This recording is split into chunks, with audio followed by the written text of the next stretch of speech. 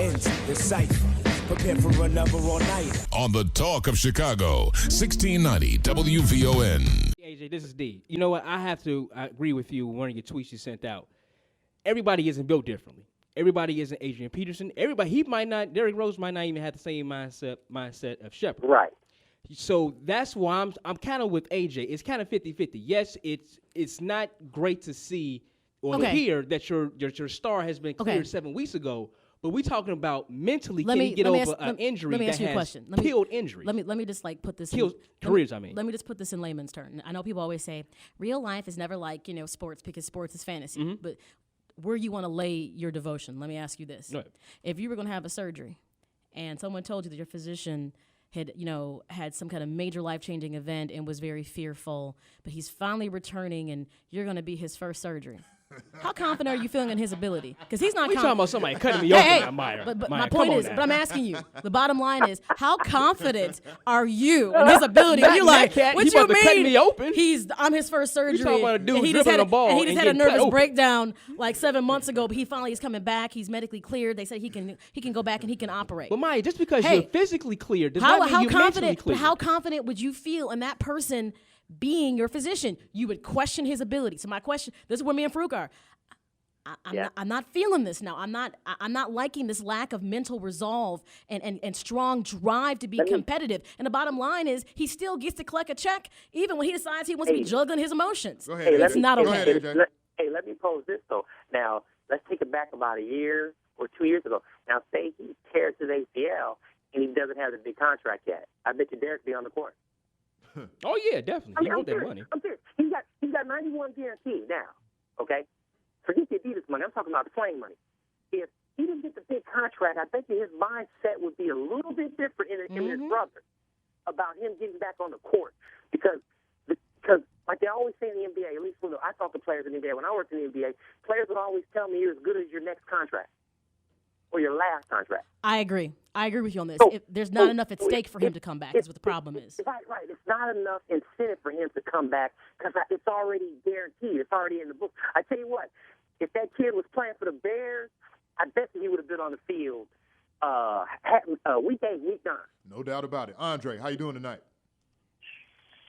How y'all doing today? Pretty good. What's up, Andre? How are you, Andre? Good. Hey, listen, this is a very complex conversation that I think we just make it a little too simple.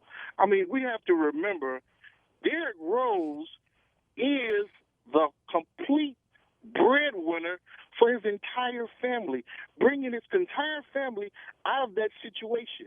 And he does not want to risk a life injury to his whole family. That's true. Okay, Andre, back up. Andre, let's cover something. Derrick Rose has already made enough money between the Bulls and his other contracts to take care of his whole family for a lifetime. But do you want to lose that Adidas money if you ain't the same Derrick Rose? No. So you come back when you're ready.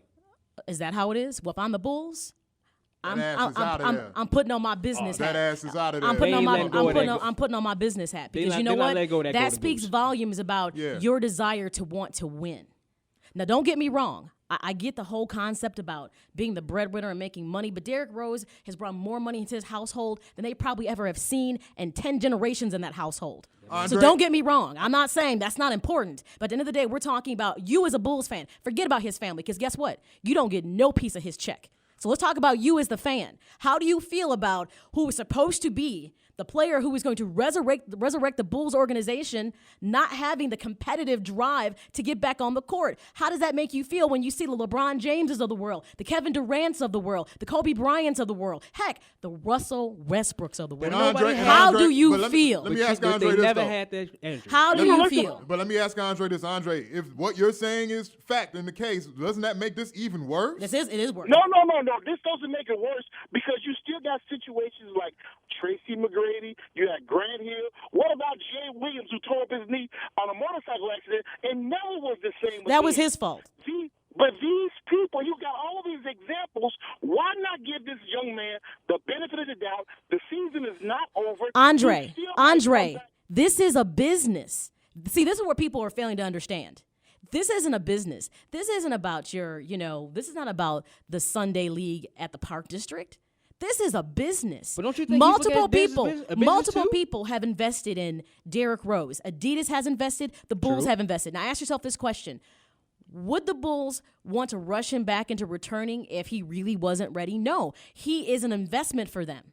But if this just comes down to they're ready for him to return, but he can't return because he's afraid, fear is not a reason to not be on the court. I don't think they're ready for him to come back. If he's going to in-house counsel, that means they even know this kid ain't ready yet. So you better talk to somebody till you get ready yet. And I'm going to say this again. As a fan, the alarm should be going off right now. This isn't a good thing. This is not good, people. Okay, if it's mental, that doesn't make it good. It doesn't make it okay because he's afraid. We've all been afraid of things. I think it's the injury. And not even to this magnitude. I think it's the case of the injury. Look, it's not a broken bone. It is the injury. It is the injury is the fear point. I'm going to say this again to people. The injury is the fear point. It is the apprehension and anxiety of the danger that can come from something from past experience. That is what fear is. That's how we relate to it in psychology. That's what we talk about. Right. This is where PTSD comes from. Anything else, Andre? Rubio, Shumpert, neither one of those dudes have ever come back to where they were before they got injured. So they're going through this big practice gaze of seeing if they can ever come back to being that person. So what they got back on the court, they still not the same. So pretty much there is still the opportunity he won't be the same. Still not the same. AJ, go ahead. Right, Rubio and Shumpert on rookie deals. They got to come back. Derrick's got 90. So don't listen. My boy. Derrick's got 91 from the Bulls, 250 from Adidas. He don't have to play another dime. Can we have to play another minute. Well, you Hold on, one at a time, y'all. One at a time. One at a time. Go ahead, fellas. AJ. Go ahead, AJ. But you brought the man. You said he's got a whole family. Man, I'm tired of hearing that. The dude's got $341 million guaranteed to him. So what's the problem? 341. What's the problem? The problem is. Go ahead, Andre.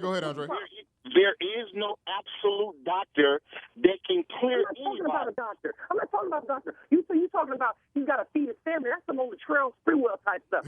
Oh, no, you didn't reach back and pull out Latrell Sprewell. I love it, AJ. That wasn't my language. What I said was he is the person who brought his family out of another situation, putting them in another situation. And he has all these other situations saying that nobody ever got Tracy McGrady back correct. Grant Hill took 4 or 5 years sitting on the bench before he got back correct.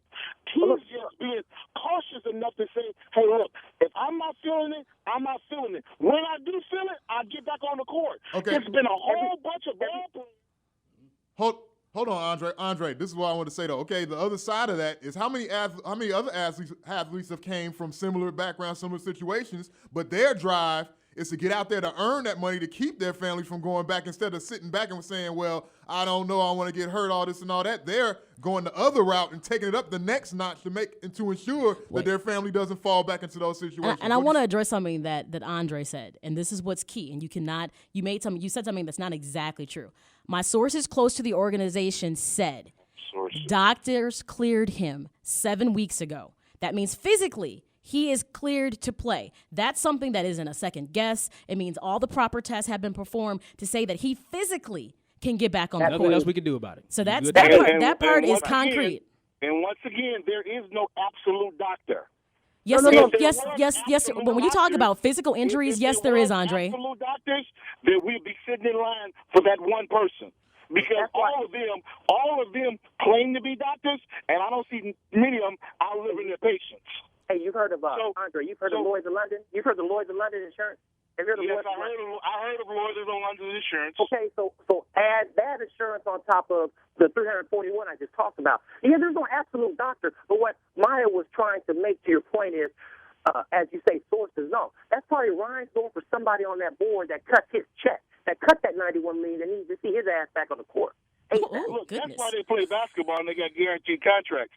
These guys, that's what they got. And that's what they got. For us to want to throw this young man on the scrap heap now because we think he should get back on the court? No, we didn't think he should. I think it's a gross injustice. It's not a gross injustice. I really do believe it's not a gross injustice. It's called business, Andre.